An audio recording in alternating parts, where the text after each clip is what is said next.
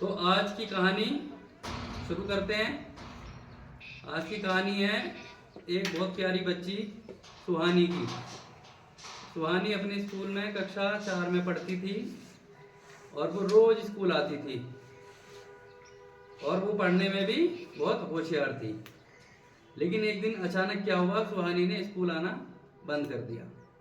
गुरुजी जब भी उसकी हाजिरी लगाते थे तो बच्चे बताते थे कि वह अनुपस्थित है। तो जब वो रोज अनुपस्थित रहने लगी तो उसकी एक सहेली थी, बहुत मित्रता थी उन दोनों के बीच में, आराध्या।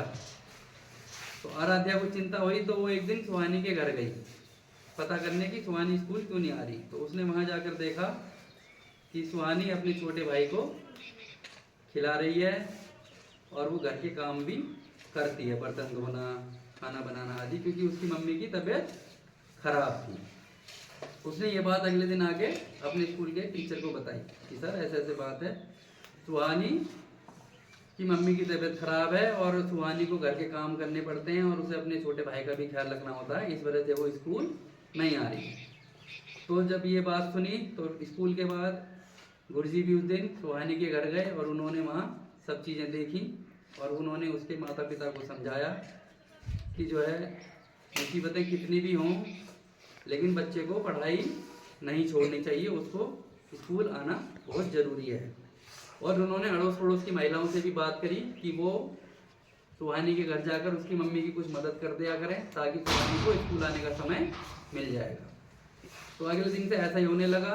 पड़ोस की महिलाओं ने आके उसकी मम्मी की मदद करनी शुरू करी, घर के काम करने शुरू करे, उसके बच्चे का ख्याल रखना शुरू कर दिया और सुहानी फिर से स्कूल आना शुरू हो गई। और धीरे धीरे धीरे धीरे वो फिर पढ़ाई में होशियार हो गई और प्रतिदिन स्कूल आने लगी। तो इस चीज से क्या सीख मिली आपको?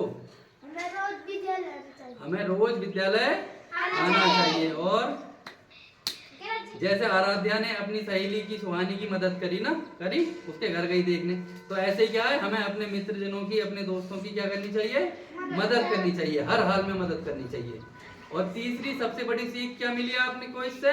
कि हमारे साथ कितनी मुसीबतें हों, कितनी मुश्किल घड़ी हो, हमें अपनी पढ़ाई, अपना विद्यालय कभी नहीं छोड़ना चाहिए, कभी नहीं छोड़ना चाहिए। ठीक है, समझ गए सब बच्चे?